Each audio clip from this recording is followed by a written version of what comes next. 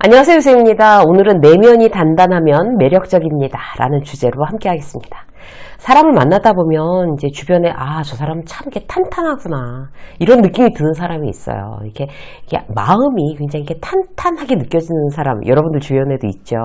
중심이 잘 잡혀있는 느낌을 받으면 그 사람이 굉장히 매력적으로 다가옵니다. 왠지 허술하고 불안한 사람보다는 알맹이가 이렇게 단단하다 이런 사람과 일을 할 때도 훨씬 더 신뢰감이 가죠.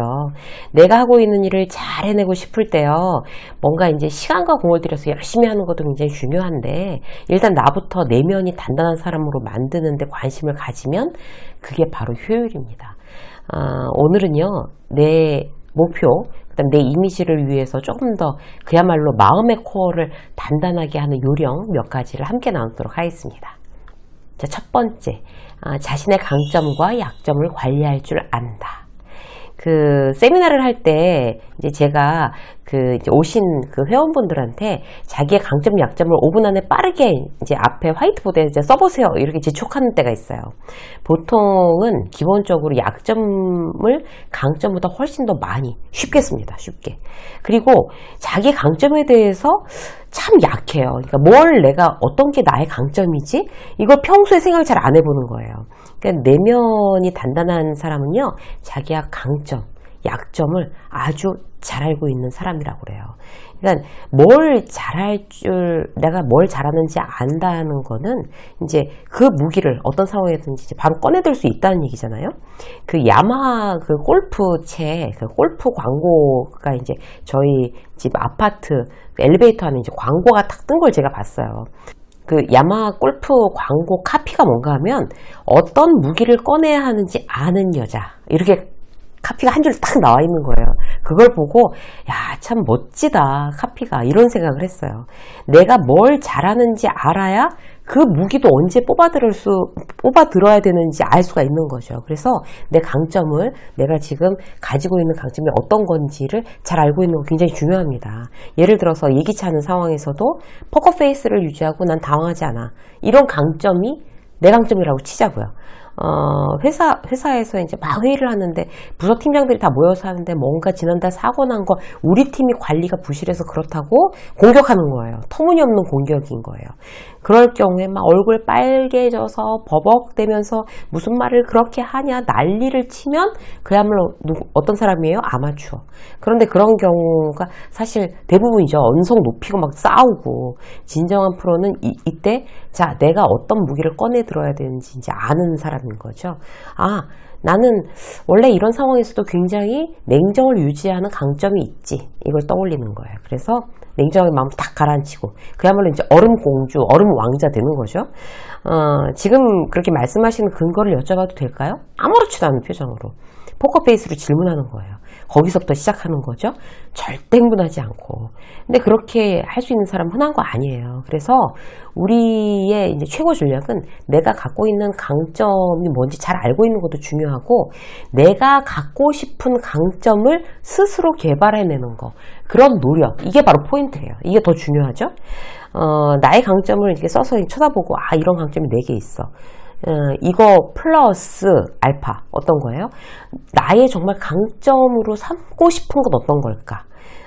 예를 들어서 이제 평소 참 내가 말을 잘 못하는데 논리적으로 말하기 설득하기에 난 참 강해 이런 강점을 갖고 싶어. 그러면 어떻게 하셔야 되겠어요? 공부하시는 거죠 뭐. 스피치 학원을 다녀도 좋고 아니면은 영상이나 책을 통해서 말하기를 내가 정말 이걸 잘 말하는 걸 강점으로 갖고 싶어. 연습하시면 되는 거예요. 그래서 나의 강점을 거꾸로 이제 개발하고 관리하는 거 이게 더 중요합니다. 또 예를 들어 볼게요. 예를 들어서 나쁜 상황이 생겼을 때 긍정적이고 받아들이고 냉정하게 해결책을 찾는 게 내 강점이야. 이미 강점이든지 아니면 내가 강점을 만들고 싶어. 너무 좋죠. 그러면 이제 책하고 영상을 보면서 막 그걸 공부를 했어요. 마무리련도 했어요. 그러고 나서 이제 실제로 계약 요청을 내가 회사에 가서 했는데 다른 이제 업체에 가서 했는데 거절됐어요. 그러면 그때 자 어떤 무기 꺼내야 돼요? 내 강점을 발휘해야 되는 거죠. 어떤 이런 상황이 생겼을 때 긍정적으로 생각하는 연습. 오히려 좋아. 더 큰 업체를 집중해서 찾으면 돼. 이렇게. 그렇게 선언하고 집중하고 노력하는 거예요. 그래서 성과가 있다면 아 그래 맞아 이게 정말 내 강점이 됐구나 이렇게 스스로 성취감을 느낄 수가 있죠. 내 강점으로 만들고 싶은 걸 실제 내 강점으로 소유하게 되는 순간이 오는 겁니다. 그래서 여러분들은 자 강점과 약점을 잘 알고 약점을 보완하고 그리고 강점으로 만들고 싶은 거를 내 노력에 의해서 다 만들어내는 거. 이게 첫 번째였고요. 자, 두 번째.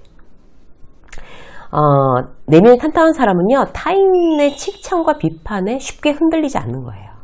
그 내면이 탄탄한 사람들은요, 타인의 평가에 흔들리지 않아요. 예를 들어 볼게요. 아침에 출근했는데 이제 팀장이 내가 이제 김 과장이에요. 근데 김 과장 막 그러더니 이사님이 지난주 보고서 누가 썼냐고 막 그래서 김 과장이 썼다고 그러니까 아, 그 친구 핵심을 아네 이러면서 되게 칭찬하셨어. 이렇게 얘기해 줬어요. 그러면 너무 기분이 좋죠. 누구라도 좋겠죠. 직장인인데 이사님이 그렇게 칭찬했다는데 그래서 막 신났어요. 그래갖고 막 붕붕 날아다녀. 그래서 막 점심에 내 기분 좋으니까 내가 점심 살게 막 밥도 쏘고 막 아주 내 이 회사에서 아주 뼈를 묻을 거야 성공할 거야 이러면서 막 날아갈 것처럼 기분이 좋아졌어요. 근데 오후에 다시 팀장이 아니 김 과장 부르더니 거래처에 회사 이런 내부적인 문제를 얘기하면 어떻게 해? 그런 얘기를 왜 해? 해야 될 얘기 안 해야 될 얘기 아직도 구분이 안 돼! 이러고 막 잔소리하고 짜증냈어요. 그럼 또 그 욕먹었잖아요. 머리가 그렇게 안 돌아가! 이렇게 모욕적으로 욕먹었어요. 그러면 또 세상 무너진 것처럼 내가 이 회사를 때려쳐야지 막 이래 가면서 오후 내내 일도 안 하고 막 기분 나빠 있어요.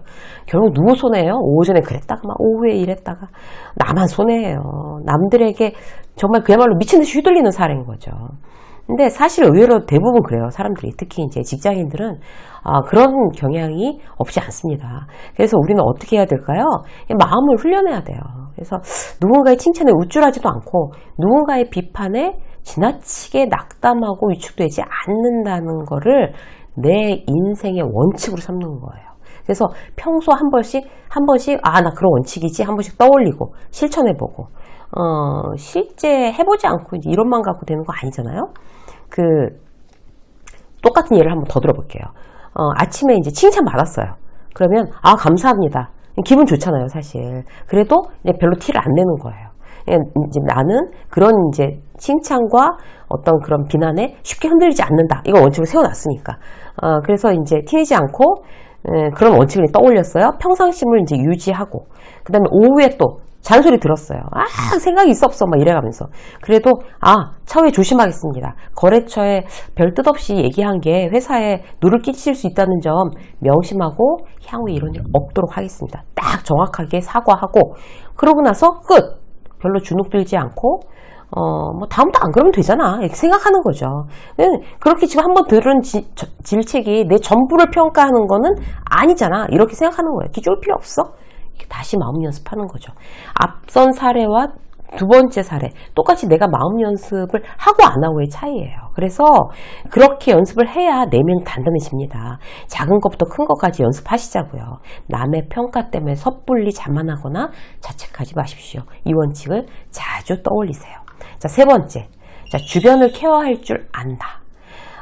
내면이 단단한 사람들은 일단 여유가 있어요. 주변을 돌보고 챙기는데 넉넉함이 있는 거죠. 내가 이제 강약점을 잘 알고 잘 대처하니까 일상이 별로 흔들리지 않고 탄탄하죠.